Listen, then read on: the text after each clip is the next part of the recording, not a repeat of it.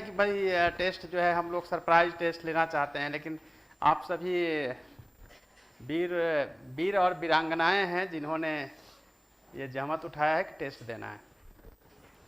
चलिए, जब टेस्ट है तो एग्जामिनेशन हॉल में क्वेश्चंस को कैसे सोल्व करना है। क्वेश्चन सोल्व करने का दो तरीका होता है। एक होता है कि हमको आता है और हम टिक लगाते हैं और फिर कलर करते हैं और हो जाता है, एक तरीका यह है। दूसरा है कि नहीं आता है फिर भी हमको आंसर कैसे निकालना है, तो वो तरीके हम आपको बताएंगे, ताकि कोई भी एग्जाम आप जब देंगे या देने वाले हैं तो आप एग्जामिनेशन हॉल में अपने हिसाब से मैक्सिमम स्कोर कर सकते हैं। यदि आपके नॉलेज लेवल जो है वो 150 में बीपीएससी में अलाउ करता है कि 60 आप कंफर्म बनाते हैं, तो आप अपने एलिमिनेशन मेथड से या जो मैं मेथड बताऊंगा उसके माध्यम से आप 90 तक पहुंच सकते हैं। 30 जो है आप मैक्सिमम और भी सही और करेक्ट बना सकते हैं। दो तरह की डिमांड करती है क्वेश्चन हमेशा। क्वेश्चन आप जानते हैं कि पूरे एग्जामिनेशन पैटर्न में जो बीपीएससी का जो क्वेश्चन है उसमें ABCD E एक जोड़ दिया गया है, जो कि एक डाउट्स है कि यदि 4 में आंसर ना मिले या 1 से अधिक आंसर मिलेगा तो E पे हमें जाना पड़ता है, ठीक है ना। जहां भी कहीं कंफ्यूजन होता है तो हम E पे चले जाते हैं।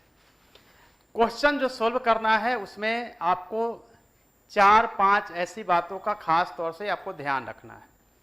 पहला, कोई भी प्रश्न हो, सभी प्रश्न का जो आपका स्कोर और मार्क्स है वो बराबर है। इसका मतलब है कि जो टफ क्वेश्चन आता है उस क्वेश्चन को हमको उसी समय छोड़ना है और आगे जो है इजी क्वेश्चन पे जाना है। जनरली आपके जो ABCD 4 सेट में से हो सकता है वैसा सेट मिले जिसमें कंटिन्यू 1 से लेकर 10 तक आपको नहीं समझ में आए, या हो सकता है कि मैथ का क्वेश्चन आ जाए शुरू में, है ना। तो घबराने की जरूरत नहीं है। अगर 10, 12, 15 तक भी क्वेश्चन आपको नहीं समझ में आता है तो छोड़ना है, आगे जाना है। एक दूसरा तरीका यह है कि अगर आपका जो सबसे फेवरेट फील्ड है, अगर हिस्ट्री बहुत अच्छा है, ज्योग्राफी आपका अच्छा है, साइंस अच्छा है, तो जनरली आप देखेंगे कि एक ही जगह सारे क्वेश्चन होते हैं।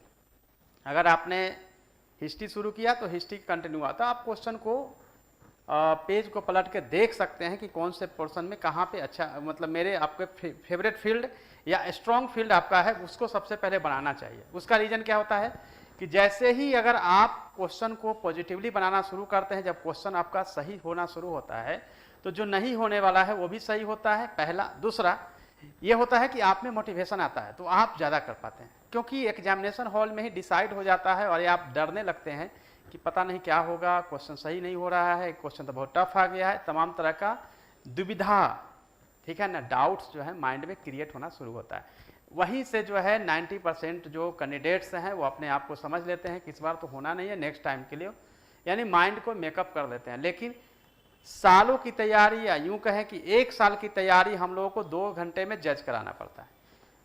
1 साल की तैयारी यदि हम आपको 2 घंटा में अगर हमको अपना आउटपुट देना है, इसका मतलब है कि जब क्वेश्चन जब हम सोल्व करेंगे तो पूरी जो है इफिशियंसी के साथ, जैसे हमने पढ़ाई में जितना स्ट्रगल नहीं किया है उससे ज़्यादा स्ट्रगल हमको क्वेश्चन को सोल्व करने पे करना चाहिए, ठीक है।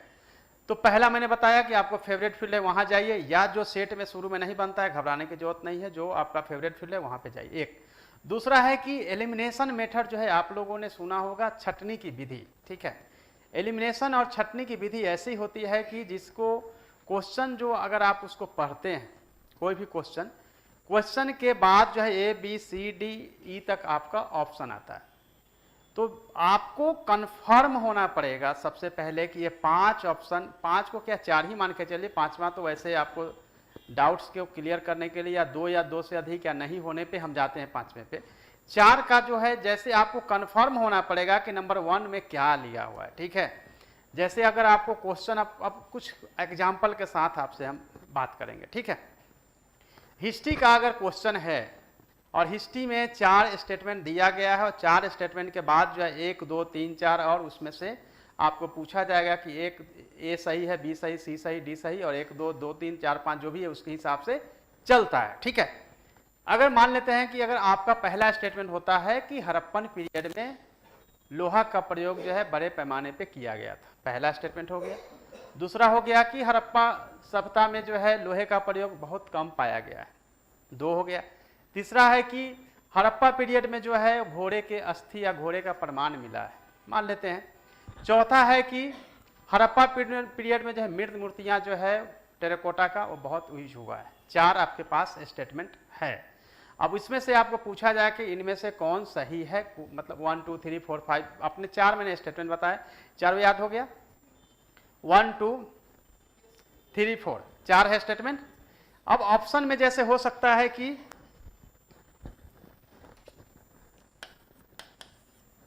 आपको मुझे लगता है कि व्हाइट इसमें दिखता है ना, ए बी सी और डी एंड ई, ठीक है ना। 4 में मान लेते हैं 1 2 सही है, 3 सही है, 2 3 4 सही है, 1 2 3 4 सही है, ठीक है। एक में आएगा 3 4 सही है, नन ऑफ द एबव या टू टोटल प्लस दोनों में से जो भी होता है, ठीक है। स्टेटमेंट जो है पहला स्टेटमेंट हमने दिया था कि हड़प्पा सभ्यता में लोहे का प्रयोग बड़े पैमाने पर किया गया था। सही या गलत है?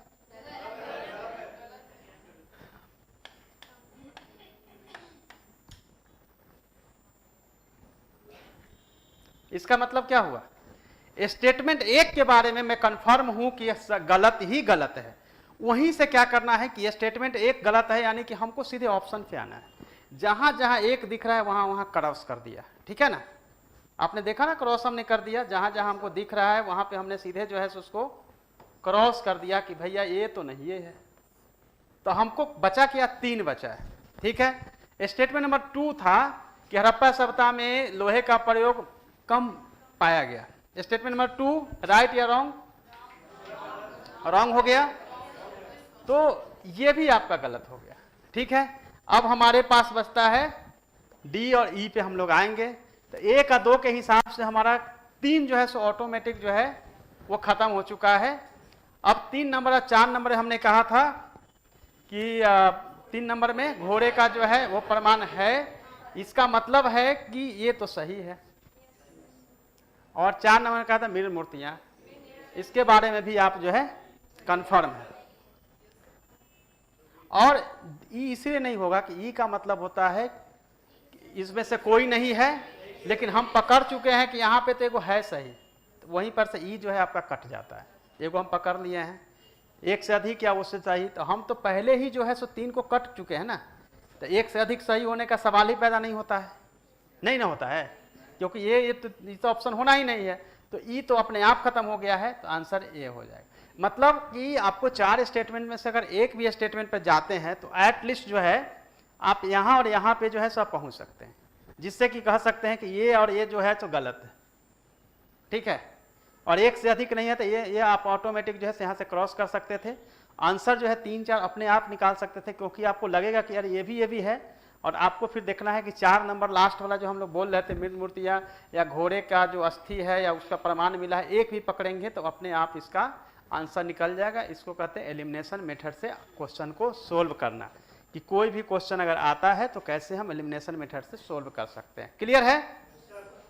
दूसरा होता है कि जैसे आप हिस्ट्री का कोई क्वेश्चन सोल्व कर रहे हैं तो पीरियड का बड़ा महत्व होता है, ठीक है ना। पीरियड का बहुत महत्व होता है कि किस पीरियड का है।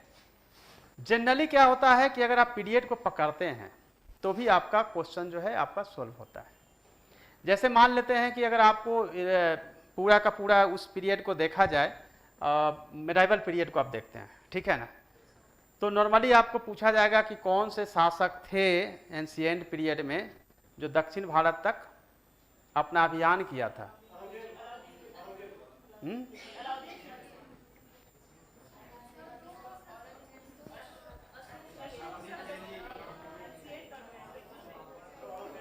नहीं चलिए एंशिएंट से लेके मेडाइवल तक का बताइए।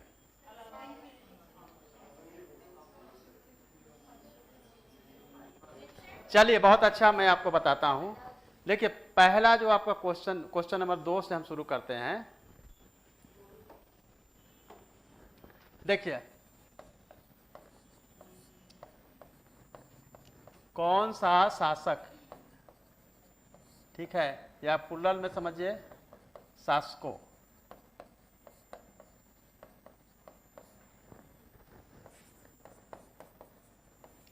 दक्षिण भारत का अभियान किया गया था, ठीक है।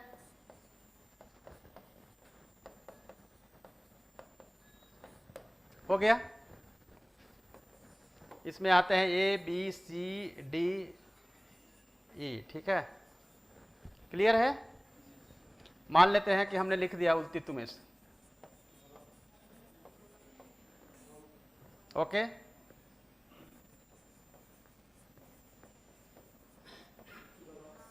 ठीक है, एमबीटी, औरंगजेब, और आंसर जो है आप जानते हैं इसका मतलब एक से अधिक से अधिक। तो दक्षिण भारत के अभियान जो है कौन सा किया? इल्तुतमिश। अभी ठीक से आप लोगों को पढ़ना जरूरी है, ठीक से नहीं पढ़े, ठीक है। इल्तुतमिश है या नहीं ये बताइए ना, ठीक है।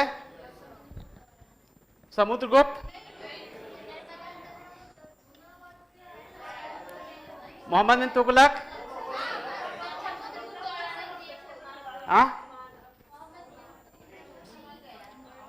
चलो औरंगजेब के बारे में तो पता है ना, गोलकुंडा ये सब किया था।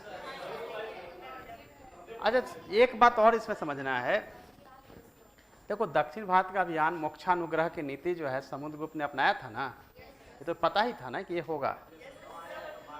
अच्छा, ये क्यों नहीं होगा इल्तुतमिश? देखो ये क्या है कि दिल्ली और दिल्ली के आसपास से आगे बढ़ा ही नहीं था, ठीक है ना। लाहौर और आगे जो है भाई के साथ लड़ाई कर रहा था, बलबन के समय में देखेंगे, ये उससे आगे गया ही नहीं था, ठीक है। तो ये संभव ही नहीं है कि ये जो है सो दक्षिण के बारे में सोचेगा और ये बिंद को पार करेगा। तो ये आपका जो है सो गलत हो गया, एक गलत हो गया, ठीक है। उसके बाद जो है आप देख रहे हैं कि समुद्रगुप्त जो है मोक्षानुग्रह की नीति अपनाया था, ये सही है। औरंगजेब सही है। एमबीटी क्या? एमबीटी के बारे, मोहम्मद बिन तुगलक कहां तक किया था अभियान?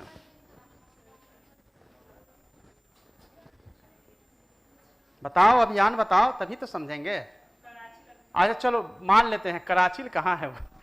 नॉर्थ ईस्ट, नॉर्थ वेस्ट की तरफ है कराची, और वो सब अभियान जो है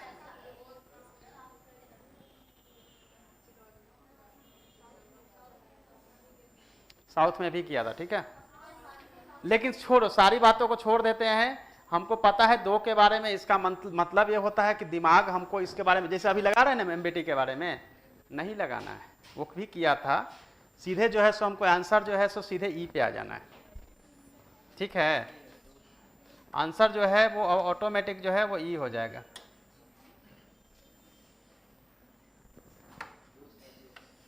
क्लियर है?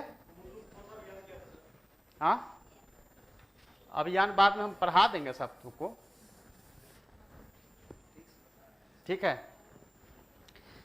इस तरह से क्या होता है कि एक पीरियड वाइज जो है सो हम लोगों को होलिस्टिक देखना होता है। ये नहीं कि थोड़ा सा देख लिए, दूसरा देखे, तीसरा देखे, ये सब हट भूल गए, कुछ भी होगा। एक होता है स्वदेशी, ठीक है, स्वदेशी आंदोलन है, ठीक है। एक है स्वराज। दोनों का पीरियड में क्या अंतर है? स्वदेशी कब हुआ और कहाँ हुआ? 5-7 में बंगाल में। और स्वराज किन्होंने स्थापना किया था स्वराज पार्टी के? इसको बड़ा ध्यान से देखना पड़ता है। जब क्वेश्चन सोल्व करते समय मिस्टेक नहीं होना चाहिए, ठीक है ना। मिस्टेक जो है उसमें नहीं होना चाहिए। ये ध्यान से देखना पड़ता है कि दोनों को एक ही तरह से वर्ड मिलता हुआ है, लेकिन ये आपको ध्यान रखना पड़ता है। कुछ ऐसे फैक्ट होते हैं जिस फैक्ट के बारे में पता नहीं होता है, उसको हम लोग कहते हैं कि हम लोग ब्लाइंडली जो है उसको आंसर करते हैं। जैसे आप ये मान के चलते हैं कि ये पूछा है, मतलब ये हो भी सकता है। एक माइंड काम करता है सभी का, ठीक है। बहुत पढ़े हैं, जानकारी भी है, लेकिन जानकारी से बियॉन्ड भी अपना माइंड जो है काम करता है। आप सोचना शुरू करते हैं, नहीं ये भी हो सकता है, ठीक है, ये भी पीरियड जो है हो सकता है। जैसे आप देखेंगे कि मेगास्थनीज का जो इंडिका है वो क्या कहता है?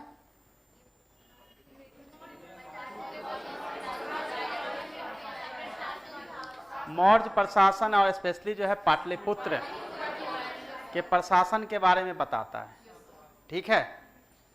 तो जैसे मान लेते हैं कि मेगास्थनीज की जो इंडिका है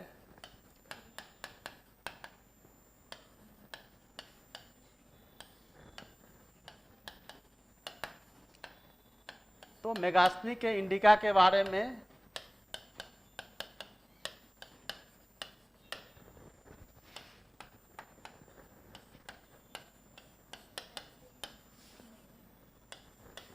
लेकिन इसमें होता क्या है,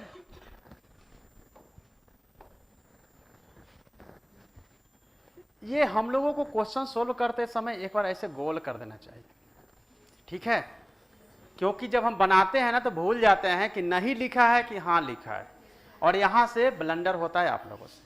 तो हमेशा जब भी आप क्वेश्चन को पढ़े केयरफुली पढ़े कि इसमें कह रहा है कि मेगास्थनी के इंडिका के बारे में क्या सत्य नहीं है, ये नहीं है कि क्या सत्य है, और जल्दी जल्दी में हम लोग जो है आंसर की तरफ बढ़ते चले जाते हैं। तो ये बहुत जरूरी होता है कि आपको समझ लेना है कि क्या पूछा है, सो आपको इसको गोल कर लेना है। अभी आप लोग टेस्ट देंगे ही, लेकिन इस सब का ध्यान रखिएगा कि आपको गोल कर लेना है ताकि आपको पता चले कि क्या इसमें से सत्य नहीं है, बाकी जो है इसमें सत्य है। जैसे पाटलिपुत्र के प्रशासन के बारे में,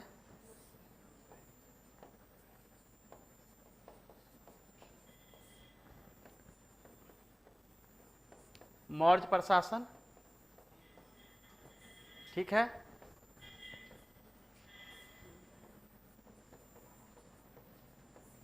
गुप्त शासन के कुछ काल,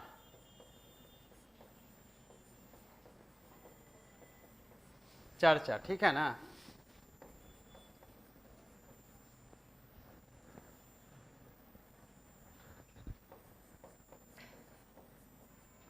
पोरस के युद्ध में हार की चर्चा, हालांकि हारा नहीं था। अब बाकी जो है उपर्युक्त में से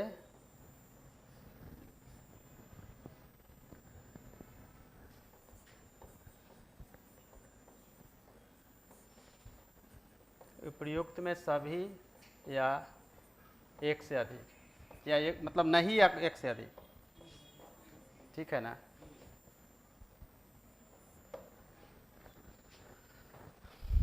इसमें पूछा है कि नहीं, ठीक है ना, तो हमारा माइंड जो है वो रिवर्स काम करना चाहिए, ओके। नहीं पूछा है, पाटलिपुत्र के प्रशासन के बारे में चर्चा है, यहाँ पे दिमाग को रिवर्स यानी निगेटिव साइड ले जाना है, किसके बारे में है, मतलब ये तो गलत हो गया। मौर्य प्रशासन जब पाटलिपुत्र का है तो है। अब ये बताइए कि दो को तो हो गया गलत, ठीक है ना, कोई जो है इसमें सत्य नहीं है कि बात कर रहा है, तो दो गलत हो गया। तीसरा, गुप्त शासन के कुछ काल की चर्चा की गई है, तो जो लोग खूब पढ़े हैं वो सोचेंगे कि अच्छा हो सकता है कि वो भी होगा, ठीक है ना, मतलब इस तरह से उसमें ट्रिकी लिखा रहता है कि बोलेगा कि गुप्त काल के किसी के बारे में नहीं, लेकिन गुप्त काल के एक छोटे शासक या किसी का बोलेगा कि इसमें बिंदुसार, ये चंद्रगुप्त जो है उसके बारे में, पहला जो है चंद्रगुप्त मौर्य गुप्त वंश का या विक्रमादित्य के बारे में जो है इसमें चर्चा किया गया, ठीक है, इंडिका में, ओके। पोरस के युद्ध में हार की चर्चा की गई है, ये है कि नहीं बताइए।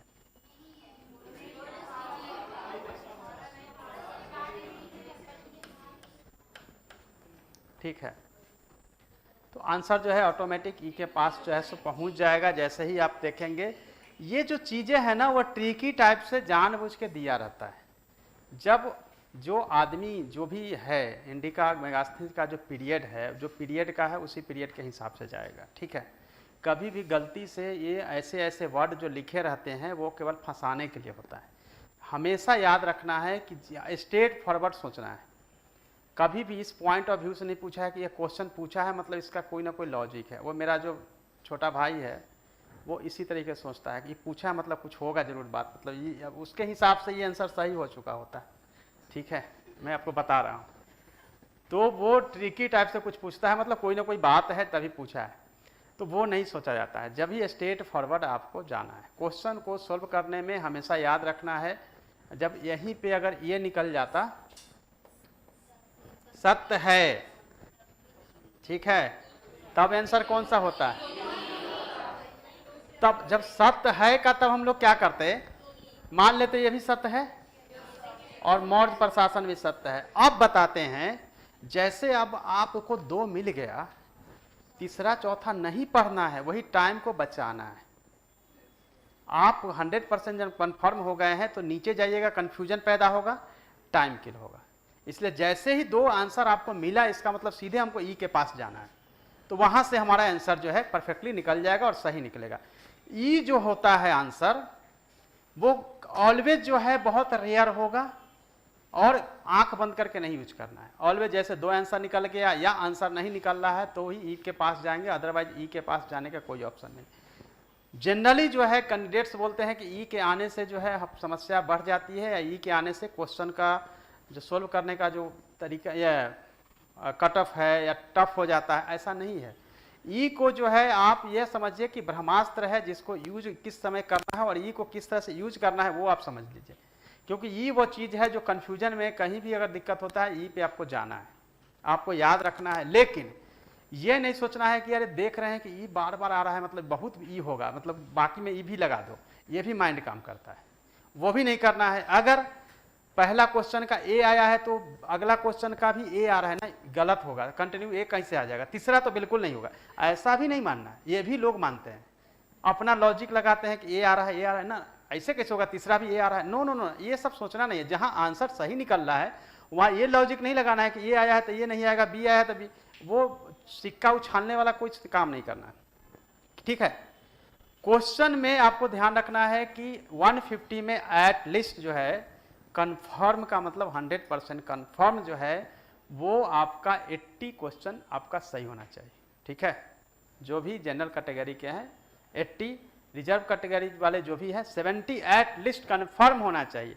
जैसे ही आपका 70 सही होता है जो कैटेगरी में है और रिजर्व अनरिजर्व है 80 के बाद जो है 70 क्वेश्चन बचता है, और 70 में यदि आपकी नॉलेज लेवल अच्छी है तो 50% सही होता है। नॉलेज लेवल ठीक नहीं है 30% अपने आप सही होगा, कोई चांस नहीं है, केवल स्ट्रगल करना है क्वेश्चन पे निकाल के। 30% अगर सही का मतलब होता है कि 70 का 30% मतलब कितना हुआ, 21 हो गया, तो वैसे ही जो है सीधे जो है 100 क्रॉस करेगा। ठीक है। 70 वाले का भी जो है उसी तरह से उनका चला जाएगा अगर 30% देखते हैं। लेकिन अगर नॉलेज लेवल अच्छा है तो वो 60-70% सही होता है, लेकिन 50% तो जनरली सही होता है। यानी आपकी तैयारी का लेवल ऐसा होना चाहिए कि जो आपको कम से कम जो है 60% आपको सही करवाए, 100% कन्फर्म होना चाहिए। तो जैसे ही आप क्वेश्चन को सोल्व करना शुरू करते हैं तो आपको फोकस करना है कि आपको सही क्वेश्चन कितना होता जा रहा है और ज़्यादा से ज़्यादा सही क्वेश्चन कैसे हो सकता है। ठीक है। एग्जाम को हमेशा आपको स्ट्रगल रणभूमि की तौर पे देखना है, जिसमें कि स्ट्रगल करके आपको सही करना है, कभी भी गिव अप नहीं करना है। ठीक है। अब मैं इसका एग्जाम्पल देता हूं। आप आज टेस्ट दे के जाइए, यहां से टेस्ट देने आए, टेस्ट दे के जाइए, लेकिन अगर आपने ठान लिया कि नहीं 150 है तो मुझे 150 सही करना है, तो क्या होगा, आपका एटीट्यूड हो गया कि मुझे 150 सही करना है। 150 सही रेयर होता है, नहीं पॉसिबल है, लेकिन आप जो आपका लेवल बॉटम हो सकता था 80-90, वो 100 क्रॉस जरूर करेगा। क्योंकि मुझे अपना याद है कि जब मैं ग्रेजुएशन फर्स्ट ईयर में था, आईएएस का क्वेश्चन सोल्व करता था इस एटीट्यूड के साथ कि मुझे पूरा सही करना है, तो भी मुझे याद है कि उस समय मैं 80-80 सही करता था। ठीक है। तो ये एटीट्यूड लेके कि मुझे सही करना है, जानना है। अच्छा, कुछ नहीं जानते हैं फिर भी आंसर निकालना है, वाइल्ड आंसर जो होता है, कुछ नहीं जानते हैं फिर भी आंसर निकालना है। तो कुछ नहीं जानते हैं उसमें भी आंसर निकालने का तरीका यह होता है कि आपको देखना है कि एकदम यूनिक टाइप का कौन सा चीज़ है। या तो यूनिक टाइप का जो चीज़ है या तो आंसर होगा, या वही जो है आंसर को एलिमिनेट करवाएगा। 2 तरह की चीज़ें जो है हमेशा याद रखिएगा। जब भी एग्जामिनर कोई क्वेश्चन सेट कर रहा है, 3 अगर ऑप्शन एंशिएंट पीरियड का है, एक चौथा मेराइवल पीरियड का है, वो तो मेराइवल पीरियड वाला या तो आंसर होगा या उसको एलिमिनेट करेगा। लेकिन क्वेश्चन अगर मेराइवल का शुरू हुआ है तो आप इजिली जो है 90% प्रोबेबिलिटी यह होती है कि वो आंसर मेराइवल का पीरियड का होगा। तो वो भी ध्यान रख सकते हैं कि आपका क्वेश्चन जो है एंशिएंट से शुरू होते हुए मेराइवल की तरफ जा रहा है या मॉडर्न से मेराइवल की तरफ जा रहा है, पीरियड वाइज जो है क्वेश्चन आपको मिलने के चांसेज रहेगा। ये भी आप ध्यान रखिएगा कि आंसर उसके हिसाब से भी आपको निकालना चाहिए, उसके हिसाब से भी आपको आंसर जो है मिलेगा। ठीक है, क्वेश्चन मैक्सिमम जो है सोल्व करते समय आपको अलर्टनेस की बहुत ज़रूरत होती है, पॉजिटिवनेस की ज़रूरत होती है हर क्वेश्चन को। लेकिन स्ट्रगल करने के लिए क्वेश्चन जो बचना चाहिए वो 30-40 से ज़्यादा नहीं बचना चाहिए। फर्स्ट राउंड में ही मैक्सिमम क्वेश्चन को सॉल्व करना चाहिए। क्वेश्चन का आंसर नहीं बदलना चाहिए, बिकॉज माइंड जो है वो कतूहल, मतलब क्या है, वो मंकी है, बंदर है। वो जब सही कर देंगे बाद में फिर जो है फर्स्ट टाइम जो आपको आंसर समझ में आएगा वही आंसर सही होगा। याद रखिएगा, क्वेश्चन को बदल बदल के आपका माइंड भी वो होगा और गलत भी आंसर होगा। हमेशा जो है सिक्स सेंस काम करता है, जो फर्स्ट राउंड में बताता है आंसर इसका ये होगा, इसका आंसर ये होगा, इसका आंसर होगा। स्टेटमेंट वाले क्वेश्चन जो है जिसको आप लोग टफ कहते हैं वो सबसे इजी होता है। एक भी स्टेटमेंट अगर आपने उसमें से पकड़ लिया कि गलत है या सही है, आपका आंसर निकलेगा। नहीं निकलेगा तो 50% पे आप जरूर जाइएगा, और 50% का जाने का मतलब है कि सही होने का चांसेस बढ़ेगा। लेकिन आप में से मैक्सिमम है जो कहते हैं कि 50% तक तो पहुंच गए थे, लेकिन जितना लगा सब गलत हो गया। ठीक है, और वो इसलिए होता है क्योंकि 50% पहुंचने के बाद हम लोग अपना जो अलर्टनेस है, हम जो इतना कॉन्शस है वो छोड़ देते हैं। अरे चलो ये 2 आया, तो 50% पहुंचना इजी होता है, लेकिन उसके बाद आंसर निकालने के लिए आपको अलर्ट होना पड़ेगा। मैं जब क्वेश्चन सोल्व करता था तो अगर ये हम नहीं भी पढ़ते ना तो भी हमारे आंसर निकालने का जो तरीका था ना, उससे हम लोग आंसर निकाल लेते थे। कई ऐसे चीज़ें जो है हम लोग अपने फ्रेंड सर्किल में ऐसा पजल करते थे कि केवल ऑप्शन दिया हुआ, ऊपर कुछ पता नहीं है, आंसर निकालिए। कूट वाले में भी 60-70% हम लोग का सही होता था। तो हम लोग क्या करते थे कि ये तो यहाँ दिख रहा है आंसर, तो पता चल जाएगा क्या चीज़ है। ठीक है, तो जैसे 2 गो सही यहाँ दिख रहा है, अरे ये 2 गो दिख रहा है जो ये पूर्व का ही दिख रहा है, एक ही आपको ये दिख रहा है, पीरियड अलग बदल रहा है, तो हम लोग या तो इसको आंसर बनाएंगे, दोनों में से कोई सही नहीं लग रहा है, या फिर यहाँ पे जाएंगे। वो आपको तब होगा जब आप प्रैक्टिस करिएगा रूम पे, तब होगा कि क्वेश्चन में से कैसे आंसर निकालना है। ये बहुत अच्छा तरीका है, जब बहुत ही कॉन्शस होके और अच्छे से अगर आप बनाइएगा तो नहीं जानते हुए भी क्वेश्चन सॉल्व होता है। ट्राई करेंगे कि हम नेक्स्ट क्वेश्चन में कुछ ब्लाइंड टाइप का आप ही मेरे को बताइएगा, एक सर ये ऑप्शन इसमें से कौन सा क्वेश्चन का आंसर हो सकता है। जनरली क्या होता है कि कूट वगैरह में ना हम लोग अगर 1 2 3 4 अगर स्टेटमेंट दिया हुआ है, जैसे मान लीजिए 1 2 3 दे दिया है, 4 दे दिया है, 2 दे दिया है, या आप देखेंगे कि इसमें दे दिया है 4 दे दिया, 2 दे दिया, 1 दे दिया, डी में दे दिया, फिर आपको 2 या 3 दे दिया। ठीक है, हम लोग क्या देखते थे कि कौन सा जो है बार बार आ रहा है। ठीक है, आप देखिएगा 1 1 1 3 बार आ रहा है। ठीक है, लेकिन रेयर कौन लग रहा है, देखें यार 2 तो भी 3 बार आ रहा है, लेकिन 3 ऐसा है जो 2 बार आया है, यानी कि हमको यहाँ पे जाना है। ये दोनों में से चांसेस जो है आंसर का बढ़ जाता है कि कम जो आया है वही उसमें से सही होगा। ये बार बार आ रहा है वो सही, बार बार जो आ रहा है वो भी सही होगा, ये भी बात जान लीजिए। ये 1 जो है 3 जगह आया है, इसका मतलब है कि 1 भी तो है ही है, और कम जो आया है वो 2 जगह दिख रहा है, इसका आंसर मतलब होगा कि आंसर ए जो है ना वो सही होगा। आया समझ में कि नहीं आया? क्लियर? इसका मतलब आंसर ए सही होगा, और ए वाला तुम मिला के देखना घर पे जाके, ये जरूर होगा सही। ठीक है, तो कॉमन वाला जो है 1 पकड़ लेना है, और जो रेयर है उसको पकड़ना है। तो आपको मन में होगा ना कि सर यहाँ भी 3 था, इसको नहीं छोड़ के इसको क्यों ले, क्योंकि 1 1 सब जगह था, इसलिए आंसर ये होगा। आंसर जो है सो डी नहीं होगा।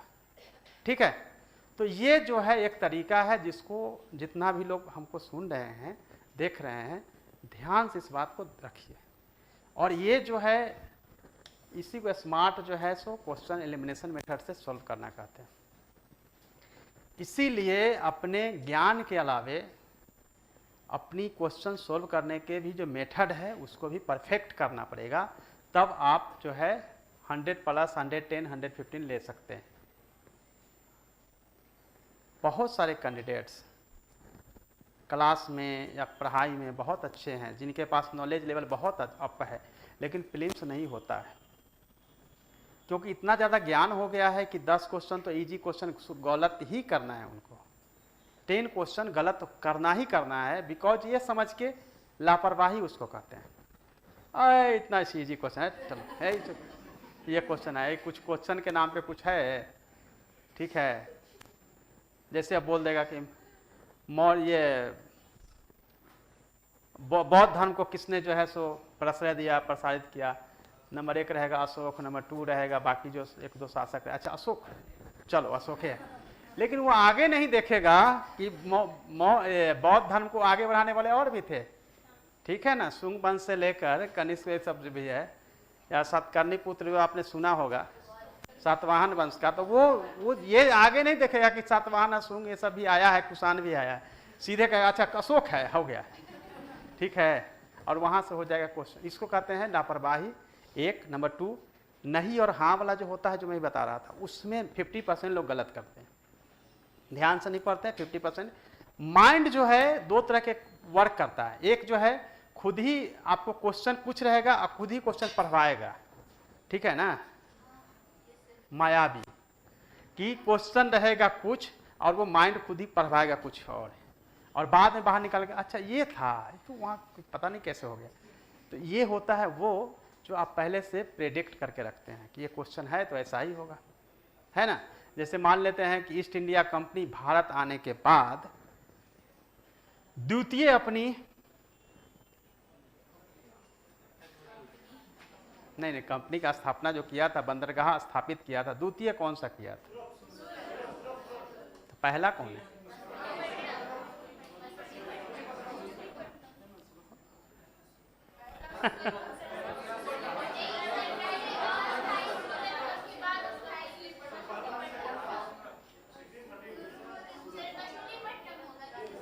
मछलीपट्टनम जो है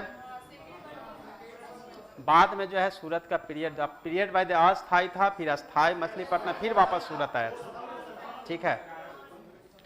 तो इस तरीके से जो है आपको, अच्छा मैं द्वितीय इसलिए बोल रहा था, माइंड जो है कहेगा कि अच्छा प्रथम लिखा हुआ है, ठीक है, वहाँ द्वितीय लिखा रहेगा, लेकिन माइंड अपने आप पढ़ देगा कि चलो द्वितीय लिखा हुआ है। ये एक प्रॉब्लम होती है कि आपको पता भी नहीं चलेगा कि लिखा हुआ क्या है, अच्छा क्या करना है, ठीक है। जैसे आप अनुसूचियाँ हैं, शेड्यूल वगैरह पढ़ते हैं, या फिर प्रेसिडेंट पढ़ते हैं, या फिर हिस्ट्री पढ़ते हैं, या साइंस का ही पढ़ते हैं, तो साइंस में भी जो है माइंड अपने आप हिसाब से, साइंस में तो जो लोग नहीं जानते हैं उसमें तो और ब्लंडर होता है, क्योंकि ऐसी ऐसी टर्म्स यूज किया जाता है, लगता है अच्छा ये भी है, ये भी कभी सुना हुआ है तो ठीक है, नहीं सुना हुआ तो ये तो डेफिनेटली सही होगा, क्योंकि ये तो हम नहीं सुने हैं कभी। तो साइंस में जो है ये और ज़्यादा लोग ब्लंडर करते हैं, ऐसी चीज़ें होती है, पूछी जाती है। आज आप लोगों को डाइजेस्टिव सिस्टम पढ़ाया गया, जितने तरह का हो सकता है। आप लोगों ने एक तो कमेंट लिखा था कि सर पेप्टिक अल्सर कैसे ठीक होता है, ठीक है, तो मैं देख के हंस रहा था। तो वो पेप्टिक अल्सर ठीक करवा देंगे गैस्ट्रोलॉजिस्ट के पास भेज कर। तो जब आपका एसिडिटी बढ़ जाती है, जब आपका डाइजेस्टिव सिस्टम प्रॉपर काम नहीं करता है, तो आपको पता है कि माउथ से जो हमारा ये लार ग्रंथि है उसे निकलता है 1 लीटर से ज़्यादा पर डे निकलता है, बताया है ना सर।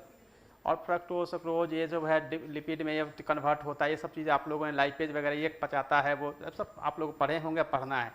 बट साथ में जो है पूरा का पूरा एक डायग्राम बनाकर कहाँ पे कैसे है, इंटेस्टाइन से लेकर large intestine, small intestine, rectum वगैरह सब कुछ एनएस तक आपको पढ़ाया गया होगा। ईच एंड एवरीथिंग जो है आपको उसके हिसाब से याद करना पड़ेगा, कैसे कैसे कैसे कैसे क्या होता है, ठीक है। विटामिन के बारे में पूछेगा, विटामिन सी से कमी से क्या है स्कर्वी, बी के कमी से बेरी, ए से रतौंधी वगैरह वगैरह, ये सब तो आप लोगों को सबको याद होगा। रक्त का थप्पा नहीं जमेगा, क्यों? विटामिन, हाँ, ये सब लोगों को याद है। वो सामने कूट मिलाने के लिए आएगा, आप लोग करिएगा, ठीक है। बट नए तरह की चीज़ें जो है आप लोगों के सामने हो सकता है कि आ जाएगा। रतौंधी पढ़ा है लेकिन मोपिया नहीं पढ़े होंगे। आइरिस वगैरह जो है, रेटिना है, कॉन्वेक्स है, कनकेव लेंस वगैरह वगैरह जितना भी है वो पढ़ा है कि नहीं पढ़ा है कि नहीं। तो क्वेश्चन सोल्व जो है आज आप लोगों को टेस्ट देना है, बट इसको जब करना पड़ेगा तो हो सकता है मुझे टाइम मिलेगा तो मैं भी इसको बताऊंगा। बट क्वेश्चन सोल्व करने के जो मेथड्स है उसको आपको केयरफुली करना पड़ेगा।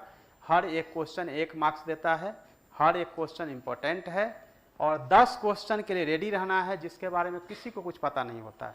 इसलिए 10 क्वेश्चन से कुछ नहीं सोचना है, ठीक है। सोचना है कि 140 से बनाना है, 110 क्वेश्चन के बारे में कुछ नहीं पता है, जो भी आपको लगता है उसके हिसाब से कलर करना चाहिए। अच्छा, कन्फर्म वन टाइप क्वेश्चन, ठीक है ना। क्वेश्चन का जो है तरीका है 3 भाग में उसको डिवाइड करना चाहिए, ठीक है। एक जो है कन्फर्म टाइप का क्वेश्चन हुआ, ठीक है। 2 जो है 50% पे पहुंचाने वाला हुआ। आप लोगों ने खाया होगा 50-50, ठीक है। इसको कहते हैं, एक जो होता है जिसका नो आइडिया है, कोई आइडिया नहीं है, ठीक है ना, ठीक है। 3 टाइप का क्वेश्चन होता है, ये तो आप बना लीजिएगा। कन्फर्म आपने निकाल लिया। 50-50 पे जो आते हैं उस पर स्ट्रगल करना चाहिए, ठीक है ना। कि अगर आपको लगता है ए और डी में से कोई होगा, ठीक है, उस पर आपको आना चाहिए और ध्यान देना चाहिए। ये नहीं कि ए लिखा हुआ है, ये तो बहुत रेयर होता है, अच्छा सी है तो सी मार दो, ऐसा जनरली लोग सोचते हैं, और या ऊपर नीचे देख के करते हैं। वैसा नहीं करना है, उसमें से आंसर निकालना पड़ेगा। जो नो आइडिया वाला जो है ना, तो नो आइडिया में आपको क्या करना है, जिसका कुछ पता नहीं है ना, उसमें बी या सी जो है कलर कर देना चाहिए, ठीक है। उसका रीज़न यह है कि अपने मर्जी से कुछ लगाइएगा तो कम सही होगा, लेकिन बी सी पे जाइएगा तो 50% से ज़्यादा सही होगा। और नो आइडिया 10 से 15 क्वेश्चन का होगा, ठीक है। इसका ये मतलब नहीं है कि नो आइडिया है तो अभी जो है सब कुछ लगा, एक में ए, 1-2 में बी, 10 में सी, और कुल मिला के जो है 15 क्वेश्चन अगर रहेगा तो 2-3 को सही हो जाएगा। लेकिन मेरे मेथड से चलिएगा तो आधा सही हो जाएगा। समझ में आया? तो नो आइडिया वाला क्वेश्चन भी रखना चाहिए, लेकिन जो कम पढ़ेंगे उनका नो आइडिया हो जाएगा इतना बड़ा, ठीक है। मतलब हो सकता है कि 50 को नो आइडिया वाला है, तो आप समझ लीजिएगा कि आपका कोई आइडिया आगे भी काम नहीं करने वाला है। Question, number of question no idea वाला बहुत कम होना चाहिए। 50% क्वेश्चन जो है आप जितना कंफर्म बनाएंगे अराउंड उतना होगा। लेकिन अगर आपने रिवीजन बार बार किया है, कंफ्यूजन नहीं है, तो आपका वो साइज जो है छोटा होगा। अगर 80 आपने कंफर्म किया, 70 ही हो सकता है, उससे ज़्यादा नहीं होगा, याद रखिएगा। 50%। लेकिन जिन्होंने बहुत किताब पढ़ा है, 10 किताब, एक के बजाय 10 किताब, उसमें कन्फ्यूजन ज़्यादा होगा। 50% वाला जो है उसमें मैक्सिमम हो जाएगा आपके लिए। तो ये दोनों के अंतर सिर्फ यह होता है कि जो बार बार रिवीजन करते हैं उनका ये संख्या जो है ना, कन्फर्म वाला जो है सेक्शन, ये बढ़ेगा। लेकिन जो कम रिवीजन करते हैं उनका जो है ये वाला सेक्शन जो है बढ़ेगा। ज़्यादा रिवीजन करिएगा, ये वाला सेक्शन को डाउन करिएगा, ये आपका अप होगा। तो नो आइडिया भी जो है वो क्वेश्चन भी घटेगा। क्लियर है ना? मैथ का क्वेश्चन जो होता है उसमें ये नहीं सोचना है कि भाई मैथ का क्वेश्चन है मतलब छोड़ ही देना है, पहले से सोच के जाना है कि 10 में नहीं आता है कुछ। रीजनिंग टाइप का, मैथ टाइप का क्वेश्चन जो है 10 में से 3-4 ऐसे होते हैं जो आंसर को अप्लाई करने से निकलता है। आंसर जो 4 दिया रहता है उसमें अप्लाई कर करके देखिएगा, लेकिन अप्लाई करने का मेथड भी बहुत लोग जो है थोड़ा ज़्यादा स्मार्ट होते हैं, वो ए से छोड़ के बी या नीचे वाला करेंगे, सी देखते हैं, डी देखते हैं, इसी में से तो कोई होगा, ए तो नहीं होगा। ऐसा भी नहीं करना चाहिए, हमेशा एक से शुरू करना चाहिए, ठीक है। वहाँ से अप्लाई करिएगा, आंसर अप्लाई करके निकालिएगा, निकलेगा आधा 5 तो सही हो जाएगा आंसर अप्लाई करिएगा तो, और 1-2 रीजनिंग टाइप का होता है जो निकल जाएगा। मैथ को भी सोल्व करने का जो मैं तरीका बता रहा हूँ वही है। नहीं समझ में आता है थोड़ा समझ लीजिए, सीख लीजिए, आंसर अप्लाई करके निकालिएगा, आपका निकलेगा। बजाय क्वेश्चन को सोल्व करते करते करते करते पूरा पेज भर दीजिएगा, आंसर नहीं निकलेगा, ठीक है। तो वो भी आप ध्यान दे सकते हैं। हालांकि उसमें भी होता है कि 250 लिखा है, 450 है, एक 331 लिख दिया है, दूसरा कुछ और लिखा है, 331 क्यों लिखा है, वो आंसर भी हो सकता है ब्लंडर भी कराने के लिए रख दिया, दोनों चीज़ें हो सकती है।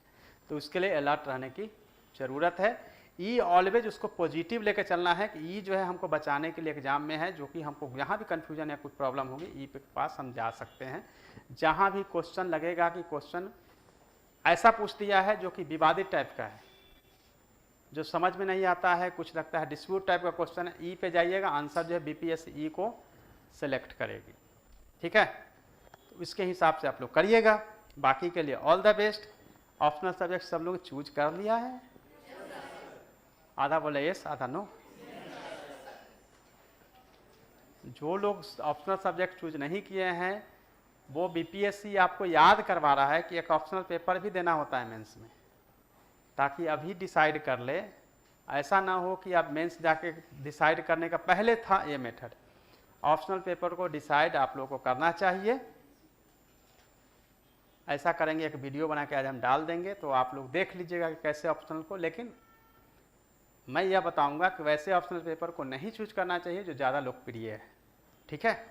वैसे पेपर को चूज करना चाहिए जैसे LSW। मैं तो नहीं रिकमेंड करूंगा किसी को भी, ठीक है। जिसको कुछ नहीं समझ में आता है, लोग बोलते हैं अच्छा नहीं समझ में आ रहा है, LSW है ना, जैसे लग रहा है कि अपना भाई है, रख लो उसको घर में। और मैक्सिमम स्टूडेंट LSW में फंसते हैं। LSW बुरा भी नहीं है, लेकिन उसके लिए presentation, map, diagram, sequence wise बाकी चीज़ें भी अच्छी होगी तो उसमें मार्क्स आएंगे। लेकिन नंबर ऑफ स्टूडेंट ज़्यादा होने से एवरेज के चांस होते हैं। रेयर सब्जेक्ट में अच्छे स्कोर होते हैं, रिजल्ट बहुत अच्छा होता है, जैसे सोशोलॉजी, एंथ्रोपोलॉजी, पॉलिटिकल साइंस, ऐसे पेपर हैं, हिंदी लैंग्वेज के पेपर जिसमें नंबर ऑफ स्टूडेंट कम होते हैं, उसके कॉपी अच्छे से चेक हो पाते हैं और उसमें नंबर आने की संभावनाएं बढ़ जाती है। लेकिन लक भी है, कोई साल कोई सब्जेक्ट बूम करता है, कोई डाउन होता है, बहुत तरह की चीज़ें हैं। लेकिन ऑप्शनल सब्जेक्ट एक बार जो चूज करना है उसी को पढ़ना है, ठीक है। बट ऑप्शनल सब्जेक्ट चूज कर लीजिएगा। बाकी मैं आपको आइडिया जो है एक वीडियो शाम तक डालूंगा, आप लोग देख लीजिएगा, जिसमें आपको एक पूरा का पूरा व्यू मिल जाएगा। लेकिन जिन्होंने फॉर्म भर दिया उसका क्या, तो उसको भी घबराना नहीं है कि सर तो वैसे बताए थे और अब तो हम ऐसे वाला में फंस गए हैं। तो जिसमें फंस गए हैं उसी में से फिर निकालना है अपना रिजल्ट। तो जो लोग फंस गए हैं उनको हम अलग से बताएंगे और उसमें कैसे स्कोर होगा वो भी बताएंगे। मेंस में स्कोर करना मैं अच्छे से आप लोगों को बताऊंगा, ठीक है। मेंस क्लियर कराना मेरा ड्यूटी है, वो आपका हो जाएगा, उसमें कहीं कोई इशू मेंस में नहीं आने वाली है। लेकिन प्रीलिम्स जो है अपने आपको मेहनत से करना पड़ेगा, बाकी मैं गाइड करूंगा। ऑल द बेस्ट सबको।